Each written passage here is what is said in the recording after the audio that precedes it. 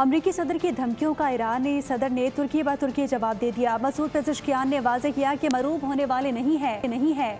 جب حملہ ہوا جواب دیا جائے گا۔ ایران اپنے مفادات پر کبھی سمجھوتا نہیں کرے گا۔ ایرانی صدر مسعود پزشکیان نے امریکی صدر ڈونلڈ ٹرمپ کی تازہ دھمکیوں کا سخت جواب دے دیا۔ انہوں نے اپنے قومی مفادات کے بھرپور دفاع کا اعلان کیا اور امریکی دھمکیوں کو مسترد کر دیا۔ صدر پزشکیان نے سوشل میڈیا پر کہا، ٹرمپ کی دھمکیاں ایران کے بنیادی ڈھانچے جیسے بجلی گھروں، پانی اور ٹرانسپورٹ نیٹ ورکس کو نشانہ بنانے کی باتیں طاقت کی علامت نہیں ہیں۔ ایرانی صدر کے مطابق امریکی دھمکیاں دراصل ایران کے عزم کے سامنے بے بسی اور مایوسی کا اظہار ہیں۔ انہوں نے زور دیا کہ ایران ایک مضبوط قوم ہے جو اپنے حقوق کی حفاظت میں ثابت قدم ہے۔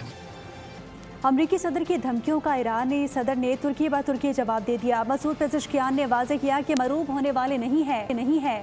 جب حملہ ہوا جواب دیا جائے گا۔